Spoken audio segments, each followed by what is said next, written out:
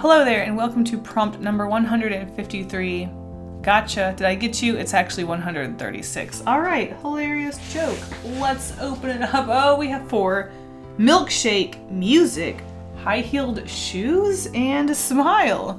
4 is always both exciting and terrifying. Here we go, let's get to sketching.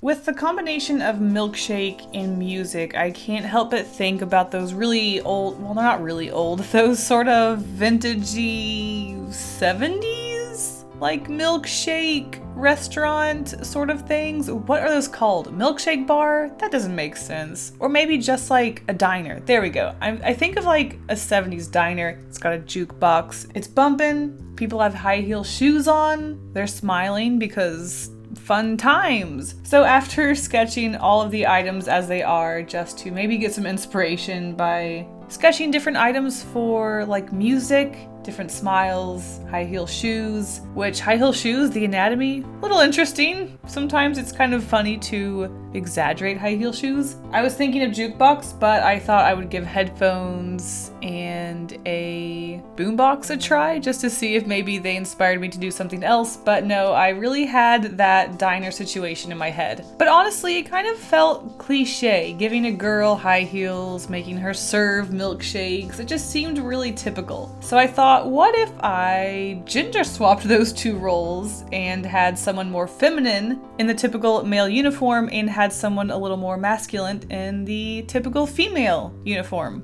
So after sketching some ideas that weren't really landing it for me, some smiling food and a possible ant illustration that I just wasn't feeling, I decided to go with my original sloppy sketch of an idea.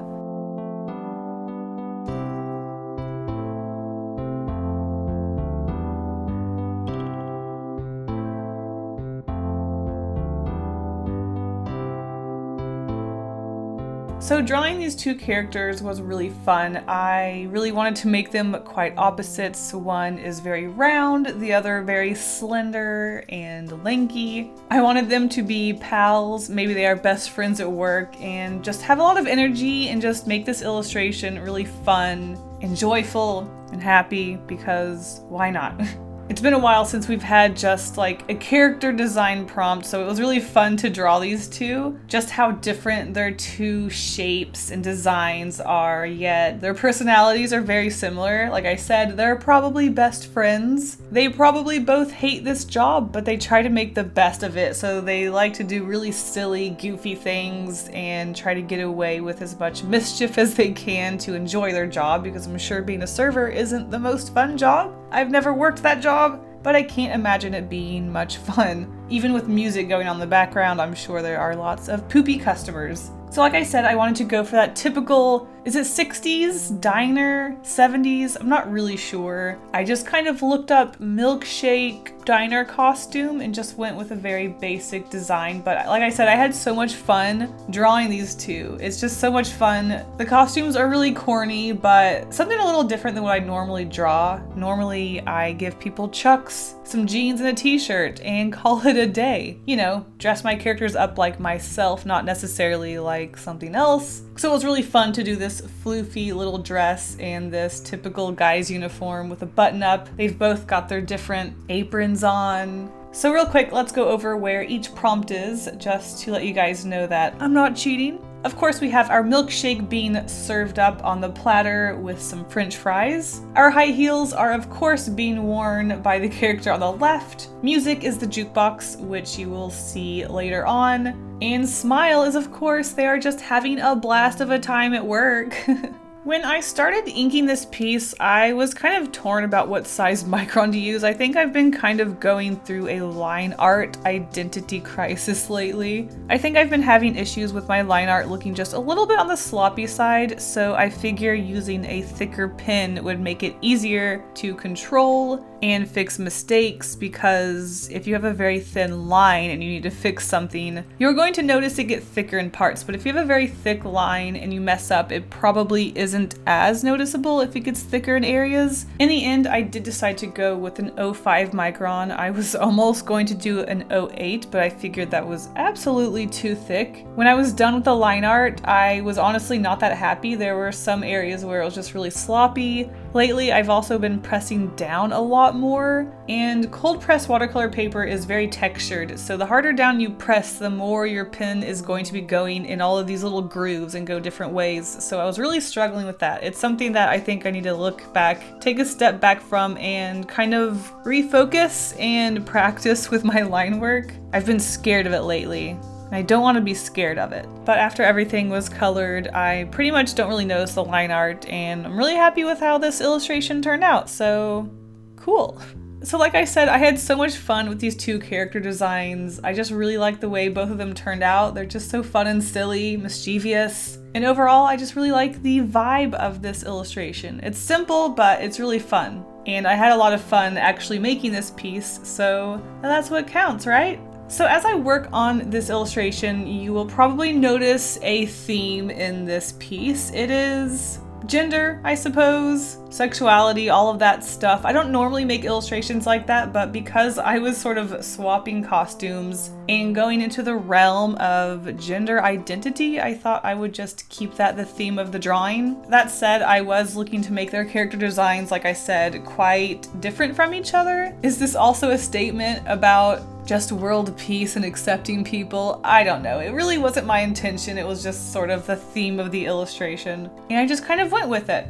So this is probably going to be impossible to tell. I'm not a music person, so I don't know anything about music, but there is a sort of Easter egg in the music that I put on the bottom. It is an actual piece of music. Like I said, I'm not sure how much you can really tell from what I actually put in there because you can only see a couple of chunks. So it's going to be quite coincidental if someone actually knows, I think, what music I used. But if you do know what song I put in there, I will pin the first person who writes it in a comment because I'm going to be very impressed if you can tell. I will give you a couple of hints because like I said, I feel like it's impossible to tell, so maybe this will help you out. Now I also don't want you guys to spend hours trying to find out what it is because that's not my intention. Just if you happen to know what it is, let us know. So the hint is, it's by an artist, not like a classical artist, but a modern musical artist. And the name of the song is very relevant to the illustration. So take those two hints and do what you want with them. Originally, I was just going to have music notes floating around them, but then I thought it would be really cute if I had some sort of circular thing going around the jukebox.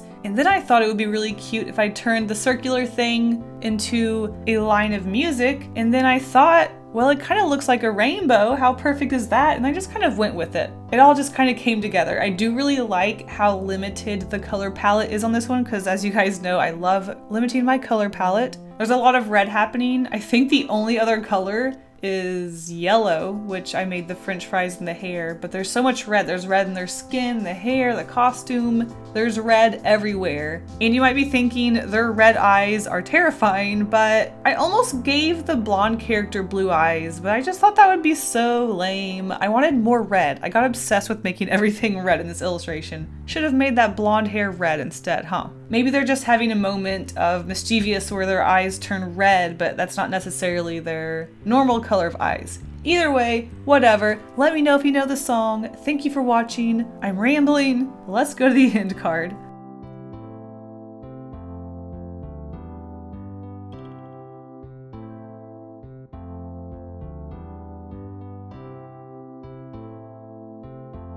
Just a heads up about the end card, the next 2 prompt videos will not have prompt entries because I am going to Australia and these videos are going to be pre-recorded. Obviously, feel free to join in if you want to have fun, but they will not be in the video. Alright, so last week's prompts were wood fencing, hands, and cave mouth. Our first featured artist is Geo Andrew Arts. I just loved the energy and the perspective of this illustration. It's just so interesting and fun. It's unique. I love this piece. Is there an adventure happening here? What is that watch situation? What is happening? I've got to know the story. You guys are so good at enticing me in your illustrations. And our second featured artist, we have Grumpy Lee, who did a 3D paper cutout illustration, which I absolutely love. This cat going on the adventure into this cave, and the paper cutout look just adds more depth and interest. I love the fence going in front of the cave. It's just so mysterious. I love this piece, and I got to see more cat adventures. What's this cat's goal? I gotta know. All right, that's it. Thank you guys so much for watching, and I will see you in the next video. Stay golden. Bye.